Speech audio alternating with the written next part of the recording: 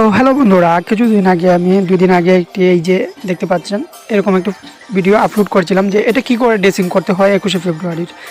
তো এটার PLP file অনেকে চেয়েছিল, তো চলুন পিএলপি ফাইল ডাউনলোড করে কি করে এডিট করতে হয় আজ আমি আপনাদেরকে শেখাবো। তো ভিডিওর নিচে চলে আসবেন, ভিডিওর নিচে ডিসক্রিপশন বক্সে আসার পরে এখানে লিঙ্ক পেয়ে যাবেন, দেখবেন লেখা আছে পিএলপি ফাইল ডাউনলোড লিঙ্ক।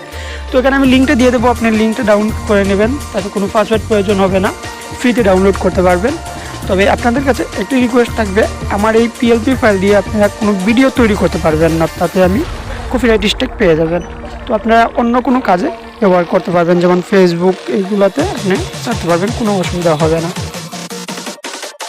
তো পিএলপি ফাইলটি ডাউনলোড করার পর আপনি চলে যাবেন পিক্সল্যাবে। পিক্সল্যাবে আসার পর 3 ডটে ক্লিক করবেন, এখানে ওপেন পিএলপি ফাইল আছে, এখান থেকে পিএলপি ফাইলটা ওপেন করে নেবেন।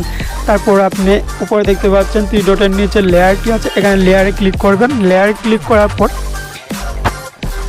এই লেয়ারে আসার পর দেখেন অনেকগুলো অপশান আছে, এখান থেকে আপনি আমার একটা ফটো আছে এই দেখতে পাচ্ছেন, এটা লক করা আছে, এটাকে আপনি আনলক করে দেবেন। দেখতে পাচ্ছেন ফটোটা, এই ফটোর এখানে লক আছে, এটাকে আনলক করে দেবেন।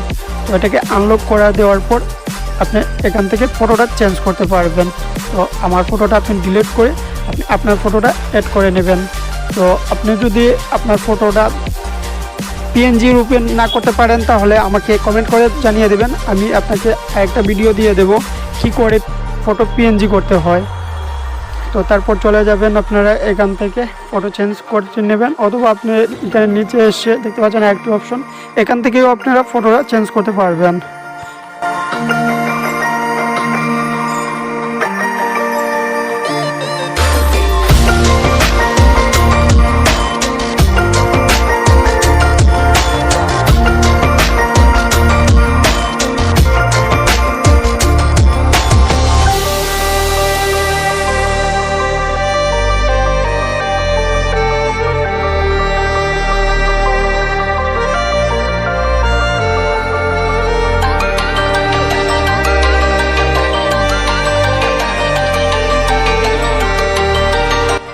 তো দেখতে পাচ্ছেন ফটোটা আমরা চেঞ্জ করে নিয়েছি। এবার আবার লেয়ার ক্লিক করব, এবার ফটোতে ক্লিক করব, এবার ফটোটাকে আমরা পিছনে নিয়ে যাব।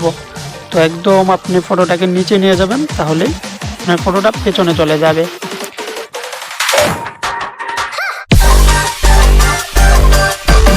তো এবার আমরা নাম পরিবর্তন করব, নাম চেঞ্জ করব, তাহলে চলুন আবারও লেয়ার ক্লিক করব। তো লেয়ার ক্লিক করার পর এখানে দেখতে পাচ্ছেন আপনি আমার নাম পেয়ে যাবেন। এখান থেকে নামে ক্লিক করে নামের অপশনে যে দেখতে পাচ্ছেন এই যে লক আইকনটা আছে, এখানে লকে ক্লিক করবেন, তো এটা আনলক হয়ে যাবে। তারপর আপনি এসে নামে ক্লিক করবেন, নামে ক্লিক করার পর দেখবেন এটা সরছে, তো আপনি এখানে ডাবল ক্লিক করবেন। ডাবল ক্লিক করার পর আপনার নামটা এসে যাবে, এখান থেকে আপনি আপনার নামটা লিখে নেবেন।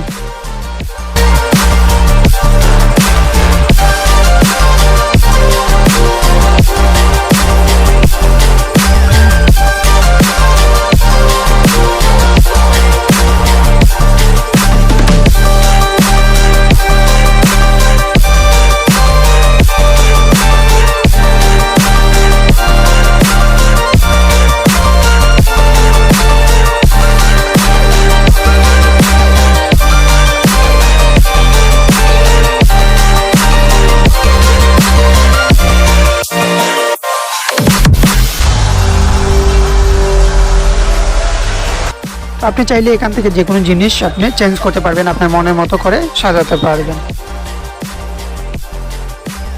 তো ভিডিওটি যদি আপনাদের কাছে ভালো লাগে বন্ধুরা, তাহলে অবশ্যই একটি লাইক ও কমেন্ট করে জানিয়ে দেবেন।